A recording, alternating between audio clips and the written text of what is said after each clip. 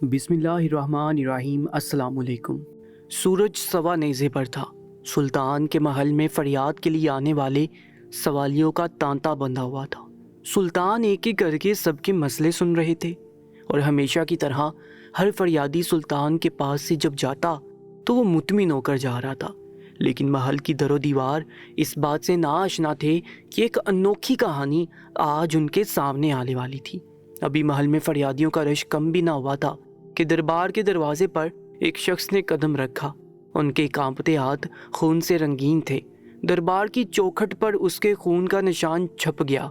बड़ी ही मुश्किल से ये शख्स 2 कदम चलकर दरबार के अंदर दाखिल हुआ। इसके चेहरे पर जाबजा जख्म थे जिनसे खून बह रहा था। उसका सफ़ेद कुर्ता भी खून से रंगीन था। शायद इसी बहते हुए खून की वजह से ही होने वाली कमज़ोरी का असर था कि चंद कदम चलते ही वो लड़खड़ाकर गिर पड़ता। सुल्तान, जिनकी तवज्जो अपने फरियादियों की जानिब थी, उन्होंने जब दरबार के दाखिली दरवाजे पर उस शख्स को लड़खड़ाकर गिरते हुए देखा तो बेख्तियार अपनी नशीस से उठ खड़े हुए।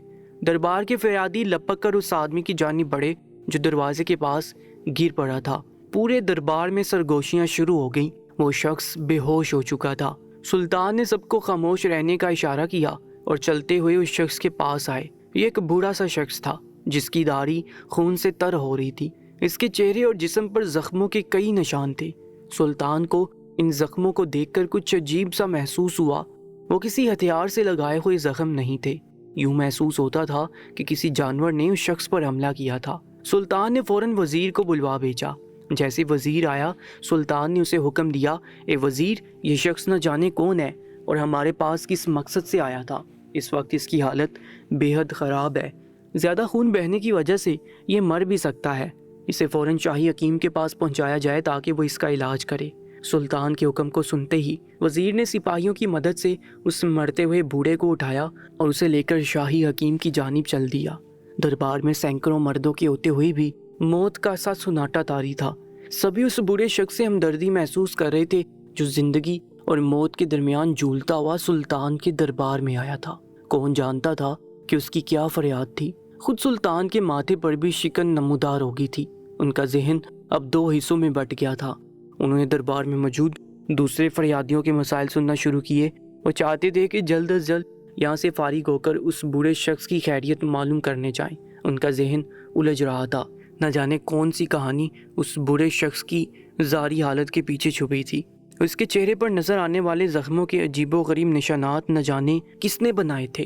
कौन उसकी जान का दुश्मन था। ये सब सवालों के जवाबात सिर्फ वही बूढ़ा शख्स दे सकता था। उस रात अंधेरा फैलने से पहले सुल्तान को इतला मिली कि बूढ़े शख्स को होश आ गया है। शाही हकीम ने उसके बहते हुए खून को रोकने का बंदोबस्त कर दिया था। यही वजह थी कि वो जिंदा बच गया।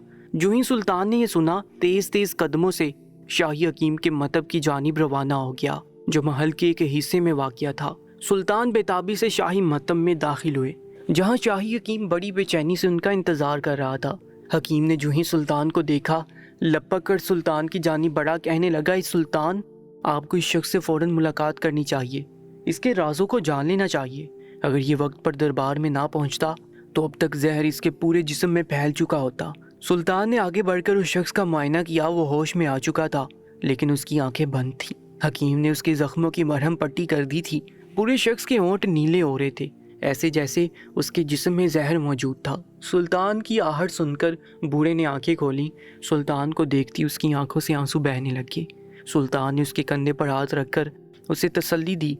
कहने लगे, ए मेरे भाई, तसल्ली रखो, यहाँ तुम्हारा बहुत अच्छा इलाज हो रहा है। लेकिन जो कुछ तुम्हारे साथ हुआ है वो मुझे बताओ। आखिर तुम्हारी ये हालत किसने की और तुम क्या बताने के लिए दरबार में आए थे। सुल्तान की बात सुनकर उस बुरे शख्स के चेहरे पर कुर्बनाक तासुरात फैल गए। वो कुछ बोलने लगा लेकिन उसके होंठ कप कपाकर रह गए। सुल्तान ने पीछे मुड़कर हकीम से पूछा, ये हकीम, इस शख्स के चेहरे और जिस्म पर नजर आने वाले ये जख्म कैसे हैं? दिखने में तो मालूम होता है कि किसी जानवर के लगाए गए जख्म है। हकीम ने हाँ में सर हिला दिया।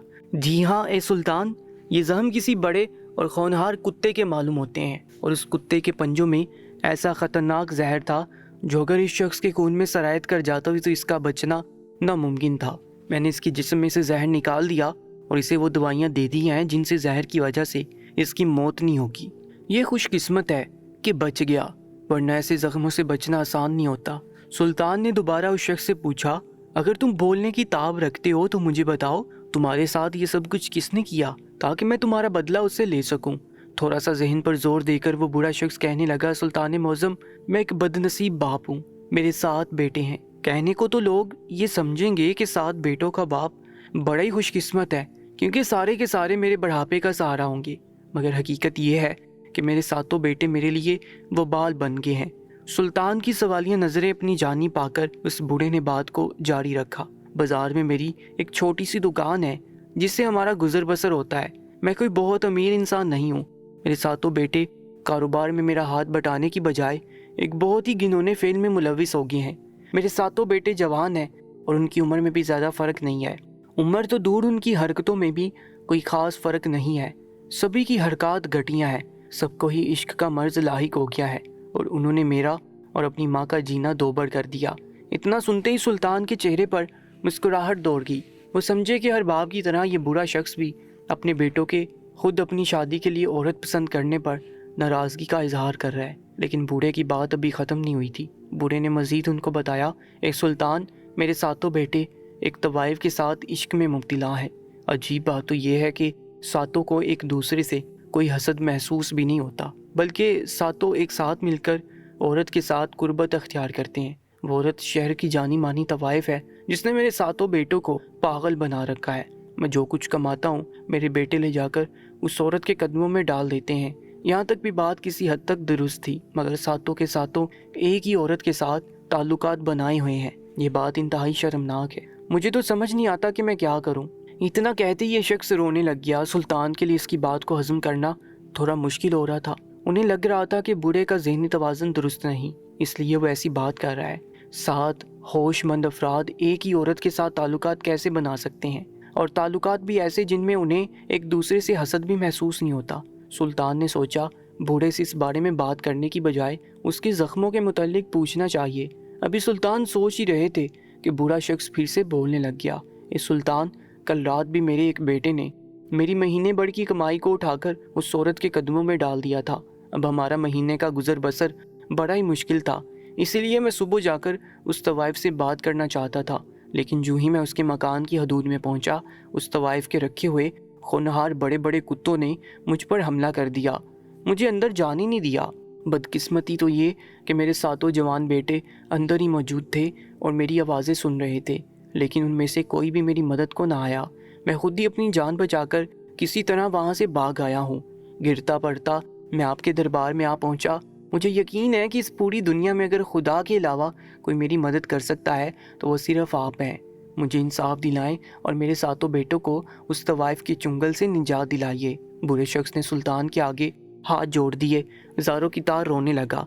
सुल्तान को गर्चे उस बूढ़े की बातों पर यकीन तो ना आया था, लेकिन उसके चेहरे पर बेहद सच्चाई थी। उसके चेहरे की जड़ियों में से बेबसी झलक रही थी। सुल्तान ने उसके कंधे पर तसल्ली बड़ा हाथ रखा और कहने लगे, आप फिक्र मत करें, आप मेरे वालिद साहब की उम्र के हैं। आपने जो कुछ मुझे बताया है मैं उसकी तहकीक ज़रूर करूँगा, और अगर तो वाकई आपके 7 बेटे तवाइफ के चुंगल में गिरफ्तार हैं तो मैं लाजमी तौर पर उस तवाइफ को सज़ा दूँगा कि वो एक नाजायज़ पेशा अख्तियार किए हुए है और शहर की शरीफ मर्दों को अपनी जानिब रागिब कर रही है।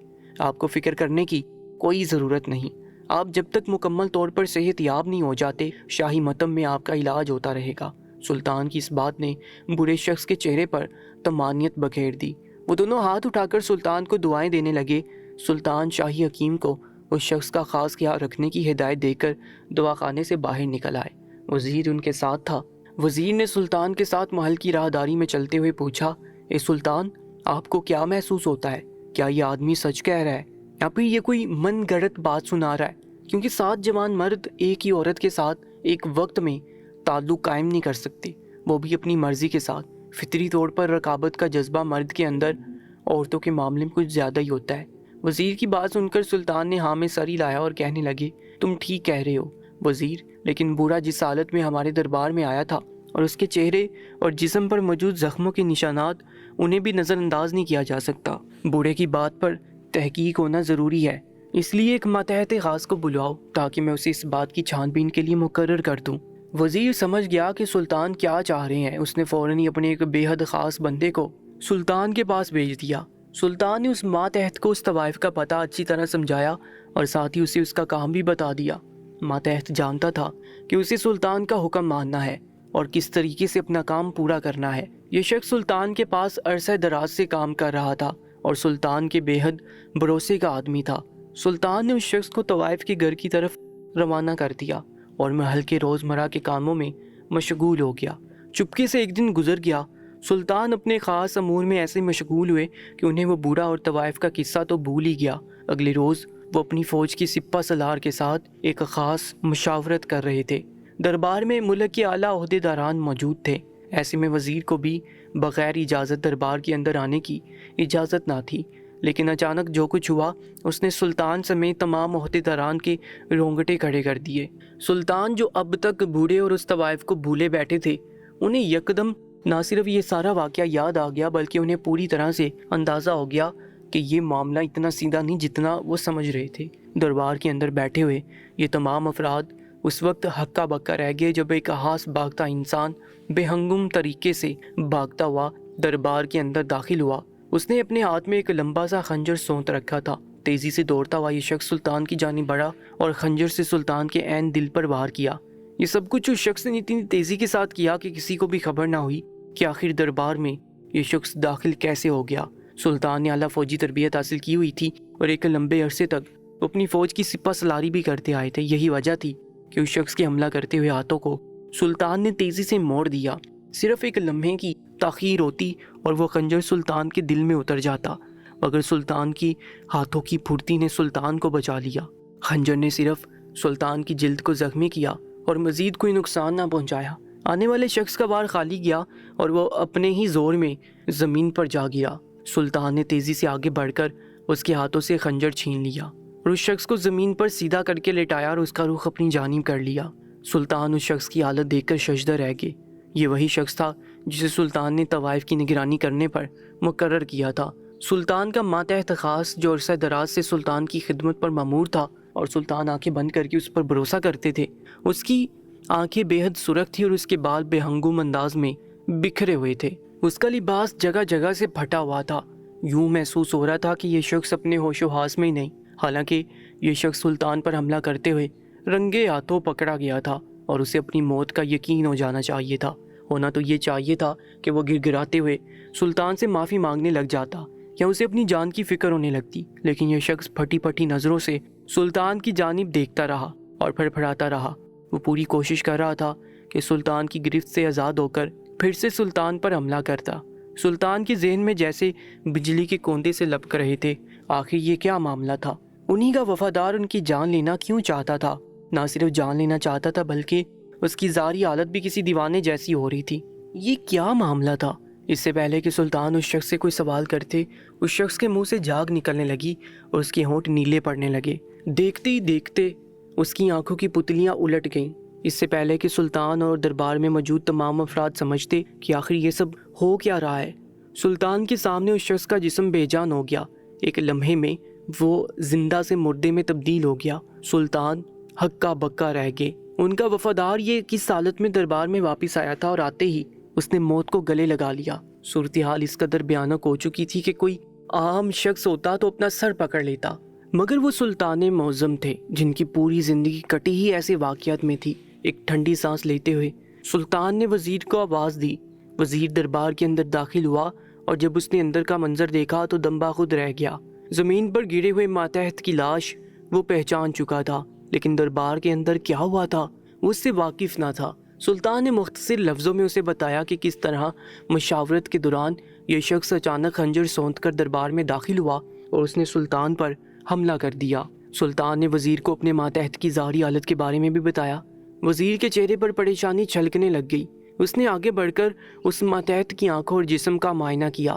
سلطان سے کہنے لگا، اے سلطان، یہ شخص کسی زہر کے زیر اثر مرا ہے۔ اس کے نیلے پڑتے ہوئے ہونٹ اور جسم ایسا ظاہر کر رہے ہیں کہ اسے کوئی بہت طاقتور زہر لگایا گیا ہے، لیکن آخر یہاں پر حملہ کیوں کر رہا تھا؟ سلطان نے فوراً شاہی حکیم کو بلا بھیجا۔ وہ دوڑتا ہوا اپنے دواؤں کا بکسہ اٹھا کر دربار میں آ پہنچا، جہاں سلطان کے سامنے اس ماتحت کی لاش پڑی تھی۔ وقت گزرنے کے ساتھ ساتھ اس ماتحت کی لاش نیلی پڑتی جا رہی تھی۔ حکیم نے جب اس لاش کو دیکھا تو بری طرح سے چونک گیا۔ سلطان نے حکیم کو مخاطب کر کے کہا، حکیم صاحب میں چاہتا ہوں کہ آپ اس لاش کا معائنہ کیجیے اور یہ دیکھیے کہ آخر اسے کس قسم کا زہر لگا دیا گیا ہے، کہ یہ واقعی زہر ہے یا پھر کچھ اور ہے، کیونکہ جس طرح پاگلوں کی مانند اس شخص نے مجھ پر حملہ کیا یہ قابل قبول نہیں تھا۔ یہ شخص میرا پرانا وفادار تھا، آخر یہ صرف ایک ہی دن میں اتنا کیسے بدل گیا کہ خنجر اٹھا کر مجھ پر حملہ کرنے لگا؟ اور اس کے جسم میں پھیلنے والا یہ نیلا رنگ کیسا ہے؟ اس کا معائنہ کر کے جلد مجھے ان سوالوں کے جوابات دیجیے۔ حکیم نے تیزی سے سر ہلایا، آگے بڑھ کر لاش کا معائنہ کرنے لگا۔ دربار میں موجود تمام افراد دم سادے یہ ساری کاروائی دیکھ رہے تھے۔ حکیم بڑی دیر تک لاش کا معائنہ کرتا رہا۔ وہ کبھی اس کی پتلیوں کو دیکھتا، کبھی اس کے ناخنوں کو دبا دبا کر اندازہ کرتا۔ حکیم نے ایک تیز دار خنجر سے لاش کے دل کے مقام پر کٹ لگا کر اس کا خون نکالا، جو نیلا ہو رہا تھا، جمنے لگا تھا۔ صرف ایک لمحہ لگا اور حکیم کے چہرے کا رنگ اڑ گیا۔ وہ جان چکا تھا کہ اس شخص کے ساتھ کیا ہوا ہے۔ یکدم ہی وہ اچھل کر لاش سے دور ہو گیا، اس کا سانس اتھل پھتھل ہونے لگا۔ سلطان نے جب حکیم کی یہ حالت دیکھی تو اسے سانس بحال کرنے کا بولا۔ پوچھا، حکیم صاحب آخر آپ نے ایسا کیا دیکھ لیا جو آپ کی ایسی حالت ہو گئی ہے؟ حکیم نے بہت مشکل سے اپنی سانسوں کو سنبھالتے ہوئے سلطان کو دیکھا اور کہنے لگا، اے سلطان، شاید آپ کو میری بات کا یقین نہ آئے، لیکن جو کچھ یہاں میں دیکھ رہا ہوں وہ ناقابل یقین ہے۔ یہ زہر بے حد طاقتور ہے، یہ دنیا میں صرف چند ہی لوگوں کے پاس موجود ہے، وہ بھی اس وجہ سے کیونکہ جس نایاب جڑی بوٹی سے یہ زہر حاصل کیا جاتا ہے وہ سرد برفیلے علاقوں میں اگتی ہے اور وہاں تک پہنچنا تقریباً ناممکن ہے۔ یہ وہی زہر ہے جو میں نے اس بوڑھے کے جسم سے کشید کیا تھا، لیکن اس بوڑھے کے جسم میں اس کی مقدار بے حد معمولی سی تھی، لیکن اس لاش کے اندر اس زہر کی مقدار بے حد زیادہ ہے۔ یہ سنتے ہی سلطان کے ماتھے پر بل پڑ گئے۔ یہ کیسا زہر تھا اور آخر یہ زہر کہاں سے آ رہا تھا؟ سلطان سوچ میں ڈوبے ہوئے لہجے میں کہنے لگے، یہ زہر اگر اتنا نایاب ہے تو آخر اس شہر میں آیا کیسے؟ اور شہر میں بھی انہی دو لوگوں کے جسم سے زہر ملا ہے جن کا تعلق اس طوائف سے ہے۔ آخر یہ کیا معاملہ ہے؟ یہ طوائف آخر ہے کون اور اس کے پاس ایسا خطرناک زہر کیا کر رہا ہے؟ حالانکہ سلطان یہ سب زیر لب بڑبڑا رہے تھے، لیکن زہر اور طوائف جیسے دو الفاظ سنتے ہی دربار میں موجود ایک شخص پوری طرح سے بے چین ہو گیا اور پہلو بدلنے لگا۔ یہ شخص فوج کا سپہ سالار تھا۔ کچھ دیر تو اس نے برداشت کیا، لیکن سلطان کی بات سن کر اس کے رونگٹے کھڑے ہو گئے اور اسے برداشت کرنا مشکل ہو رہا تھا۔ آخرکار اس نے سلطان کو مخاطب کر لیا، اے سلطان، اگر آپ مجھے اجازت دیں تو کیا میں آپ سے ایک سوال کروں؟ سلطان نے چونک کر سپہ سالار کی طرف دیکھا اور نہ سمجھتے ہوئے انداز میں سر ہلا دیا، گویا اسے سوال پوچھنے کی اجازت دی تھی۔ سپہ سالار نے کہا، کیا آپ بھی کسی طوائف کی بات کر رہے ہیں جس کے پاس کسی قسم کا زہر موجود ہے اور وہ شہر کی مشہور طوائف ہے؟ سلطان نے ہاں میں سر ہلا دیا، کہنے لگے، ہاں، کل ہی ایک برا شخص میرے پاس اس طوائف کی شکایت لے کر آیا تھا جس نے اس کے 7 بیٹوں کو اپنے عشق کے جال میں پھنسا رکھا ہے۔ اس کے جسم میں بھی یہی نیلے رنگ کا زہر ملا تھا اور آج یہ شخص جسے میں نے طوائف کی نگرانی کے لیے مقرر کیا تھا وہ بھی اسی زہر کا شکار ہو کر مر گیا ہے۔ اور یہ شخص جس پاگلوں والی حرکت میں آج دربار میں داخل ہوا، اس کے بالکل الٹ ایک انتہائی سمجھدار انسان تھا۔ میری سمجھ سے باہر ہے کہ آخر یہ سب کیا معاملہ چل رہا ہے۔ سپہ سالار مزید بے چین ہو گیا، یوں جیسے اس کے اندر کوئی بات تھی اسے وہ سلطان تک پہنچانا چاہتا تھا۔ اس نے سلطان سے کہا، اے سلطان، آپ کی بات سے اندازہ ہوتا ہے کہ میں اس طوائف کو جانتا ہوں۔ یہ ایک بے حد خطرناک طوائف ہے، چونکہ میں نے پورے ملک میں بہت سی سپاہیوں کو جاسوسی کے لیے تعینات کر رکھا ہے اور میں خود بھی اکثر بھیس بدل کر ملک کی حفاظت کی نیت سے جاسوسی کیا کرتا ہوں، تو میں نے اس طوائف کا گھر دیکھ رکھا ہے۔ وہ گھر نہیں، جہنم ہے، ایک ایسی جہنم جو لوگوں کو اپنی جانب کھینچتی ہے۔ شاید آپ کو میری بات پر یقین نہ آئے، اس طوائف میں اور اس کے آس پاس کی جگہ میں ایک ایسا طلسم ہے کہ جو بھی مرد وہاں جاتا ہے وہ اپنے ہوش و خرد سے بیگانہ ہو جاتا ہے۔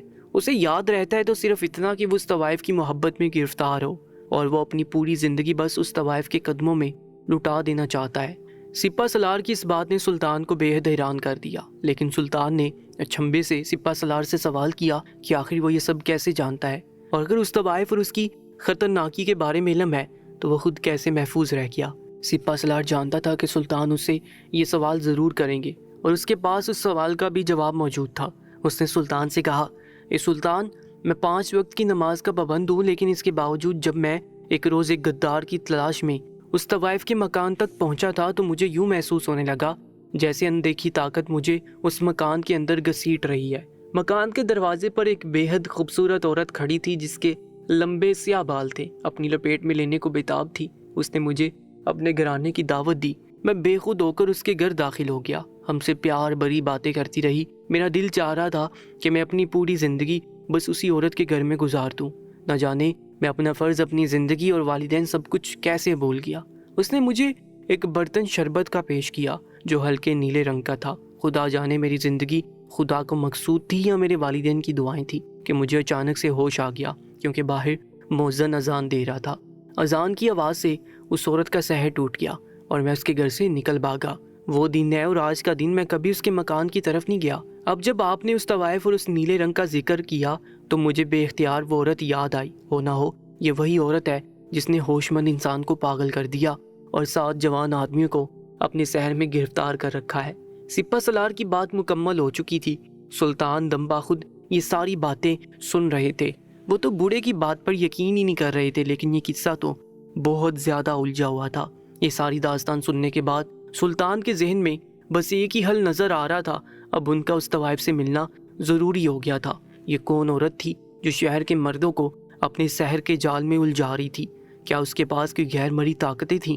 क्या वो इंसान थी भी या नहीं? आखिर उसका खौफ था या उसके हुस्न की ताकत के जवान मर्द भी सिर्फ वही कर रहे थे जो वो चाहती थी?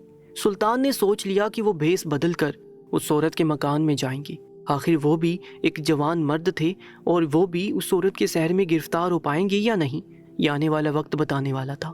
पहले बुरा शख्स जो कुछ उस औरत के बारे में बता चुका था कोई कम ना था। जो भी ये सिपा सलार जैसा मजबूत आदमी भी उस तवाइफ से खौफजदा नजर आ रहा था। सुल्तान को अंदाजा हो गया था कि इस बार उनका दुश्मन कोई आम इंसान नहीं है। ये एक औरत थी और औरत भी बेहद मकार, जिसे अपनी खूबसूरती के हथियार का भी अंदाजा था। लेकिन उसके पास सिर्फ खूबसूरती का हथियार नहीं था, कुछ और भी चीज़ ऐसी थी जिसकी मदद उसे हासिल थी। बहुत से सवाल सुल्तान के दिमाग में खलबला रहे थे जिनके जवाब उनके पास नहीं थे। सोच में गुम सुल्तान के चेहरे पर अचानक से पुरस्रार मुस्कुराहट दौड़ गई। उन्होंने वजीर की तरफ मुड़कर एक मखसूस इशारा किया। ये इस बात का इशारा था कि आने वाले दिन में वजीर उनका एक खामोश साथी होगा। सुल्तान ने वजीर से कहा, हमारी वो आला नस्ल की बकरियां कहाँ हैं जिनकी खुराक सर्द इलाकों में उगने वाले पौधे हैं? वो इनके अलावा कुछ नहीं खाती। कुछ अर्सा पहले हमारे एक दोस्त बादशाह ने हमें वो तोहफा तन दी थी। इसके बाद तो याद भी ना रहा कि कभी मैं उनके मुतल्लिक सोच लूं, लेकिन अब ऐसा महसूस होता है कि उनकी ज़रूरत आन पड़ी है। इस खेल को अपने इख्तिताम तक पहुंचाने के लिए हमें ऐसी ही किसी चीज़ की ज़रूरत है जिसका ताल्लुक उस तवाइफ से हम जोड़ सकें। ऐसे में हम उस जानवर से मदद ले सकते हैं। वजीर ने समझने वाले अंदाज में सर हिलाया और कहने लगा, ये सुल्तान, इन बकरियों में से सिर्फ एक ही बकरी जिंदा बची है। अगर आप कहते हैं तो मैं उसे आपकी खिदमत में हाजिर कर देता हूँ। सुल्तान फिर से मुस्कुराए, कहने लगे, ज़रूर उस बकरी को खिदमत में ज़रूर हाजिर करो, मगर मेरी नहीं, उस तवाइफ की। कल का दिन हम सब के लिए बहुत ही ख़ास होगा और उस तवाइफ का किस्सा भी तमाम हो जाएगा। बकरी को तैयार करो, शायद उसकी कुर्बानी का वक्त भी आन पहुँचा है। दोस्तों, इस कहानी का पार्ट 2 देखने के लिए अभी स्क्रीन पर नज़र आने वाली वीडियो पर क्लिक कीजिए और इस वीडियो का पार्ट 2 देख लीजिए। इस वीडियो के पार्ट 2 का लिंक आपको डिस्क्रिप्शन में भी मिल जाएगा और स्क्रीन पर भी आपको इस वीडियो का पार्ट 2 दिखाई दे रहा होगा। अभी इस वीडियो पर क्लिक करें और इस कहानी का पार्ट 2 देख लीजिए। इंशाल्लाह मुलाकात होगी एक नई कहानी के साथ। तब तक के लिए अल्लाह निगहबान।